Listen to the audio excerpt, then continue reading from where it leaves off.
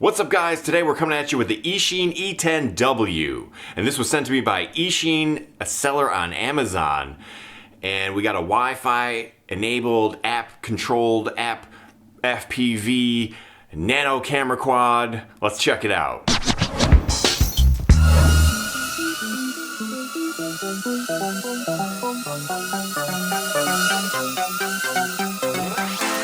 Upon first glance at the Eachine E10W, you're going to notice it resembles the Cheerson CX10, the CX10W, a lot of quads like that, but has a few different characteristics like this long Wi-Fi antenna that you got hanging out here. I have found that this gives you a little bit better Wi-Fi reception than some of the other nano quads, and this one has an insane yaw rate on it, which is a little bit unusual for a camera quad, but it's definitely a lot of fun to watch this spin around and pirouette, and it's just basically a red and blue blur as it's spinning around in this insane yaw rate on the third rate.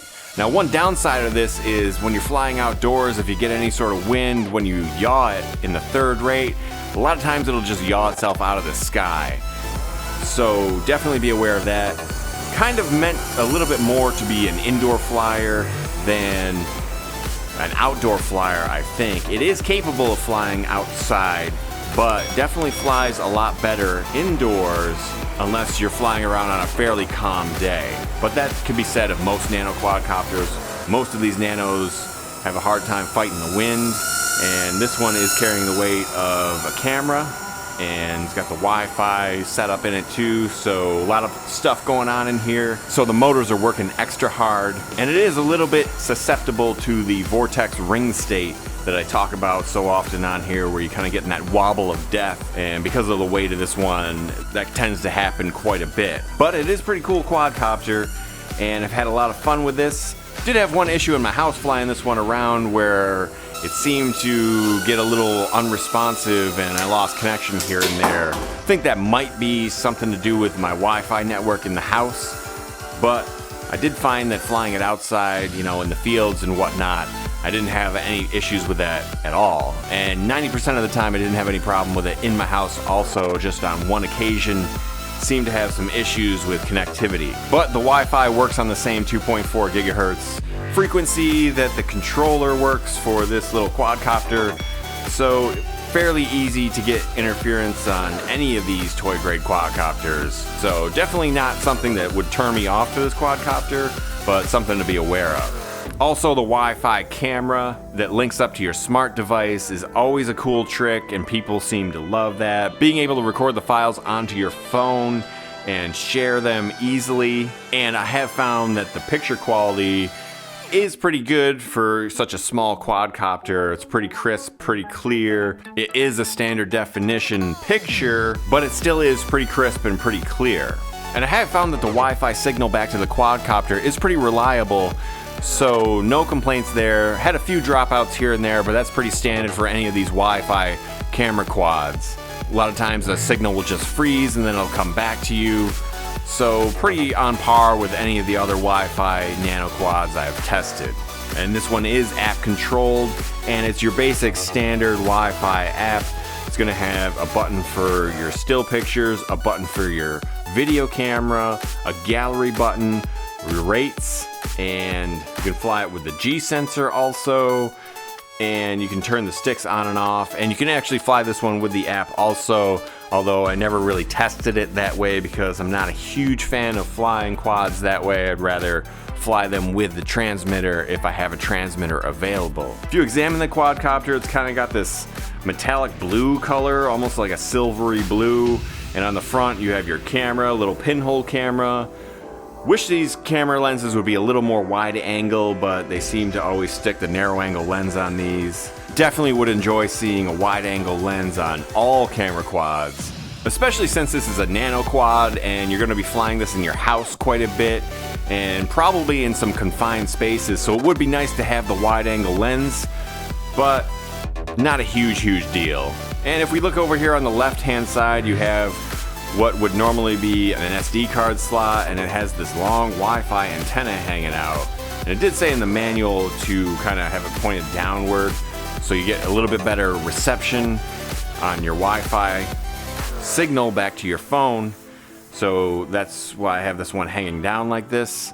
And then on the back you got nothing, and over on the right hand side you have your charging port and your on-off switch. And while we're on the subject of charging, takes about a half hour to charge with the included charger here. Now the flight characteristics of this one, it is a little bit more aggressive than say a Eachine CX-10C or CX-10W. Even on the lower rates, there's 3 rates on this one, and it even starts out in the low rate. It flies a little bit quicker and a little bit more aggressive than any of the Eachine ones that look exactly like this one.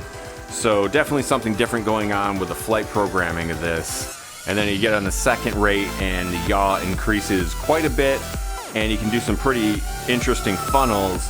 And then on the third rate, you get this insane yaw rate where it's almost unflyable. It basically is unflyable. The third rate is pretty much just for the insane yaw rate and to do some crazy pirouettes and some crazy funnels. That brings me to durability, and durability on this quadcopter is very good. I've had a number of crashes with this one, and it's really no worse for the wear. I only ended up breaking 1 prop, and flight time on this one is in the 5-minute range.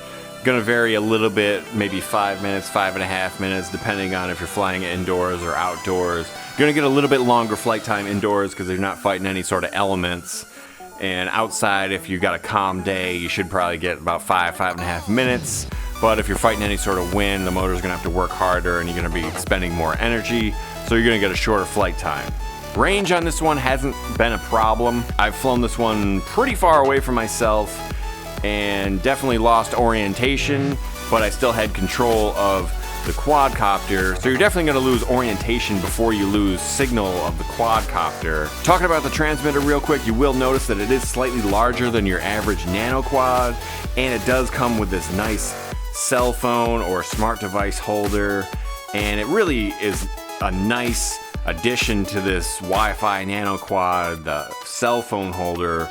Some of them don't come with any of them at all, or some of them are the app-controlled Wi-Fi quads that you fly with your phone. So it's really cool that this one has a really nice cell phone holder so you can see your FPV screen as you're flying around. Definitely like that, and it's very well built, well constructed, so no worries in that department. One of the strange things I found with this controller is the upper left button is the headless mode button, and the upper right button is the return to home button.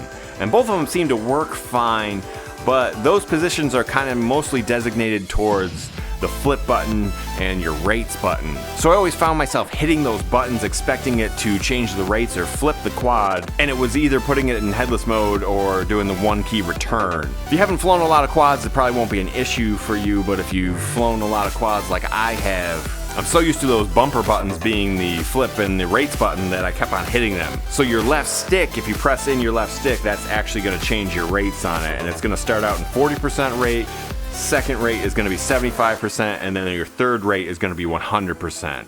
And as I said, the yaw changes on all those rates. Slower on the 40%, a little faster on 75, and then extremely fast on a 100%. And your right stick, if you push that in, that's gonna be your flip button. And then you got your standard trim buttons. Other than the strange placement of the headless mode and the 1-key return, I really like the transmitter. It's a good size. I wish more nano transmitters were about this size. I feel like it is the perfect size transmitter for a nano quad. So maybe more nanos will be moving to a transmitter this size. The E10W can definitely be flown by beginners and advanced flyers. I think beginners might struggle with the aggressive yaw rates on this one, but you can definitely learn to fly with it, and if you keep it in the lower rate, you'll probably be okay. And more advanced flyers are gonna really enjoy the extreme yaw and being able to do some cool tricks and some crazy pirouettes and some crazy funnels with this one.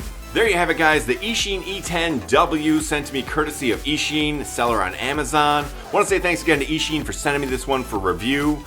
Might look a lot like a lot of other nano quads out there with FPV and a camera, but the flight characteristics and this nice long Wi-Fi antenna and a larger controller with the cell phone holder really sets this one apart from some of the other nano Wi-Fi FPV quads out there. That and the insane yaw rate. So a lot of fun to fly this one. Definitely check it out. I really enjoyed this one. So have a link in the description if you're interested. Until the next time, guys, be sure to subscribe to the channel. If I missed anything with the Eachine E10W here, or if you have any questions at all, hit me up in the comments below. Subscribe if you haven't already, and I hope you guys enjoyed this video. Until the next time, happy flying and try not to crash and burn.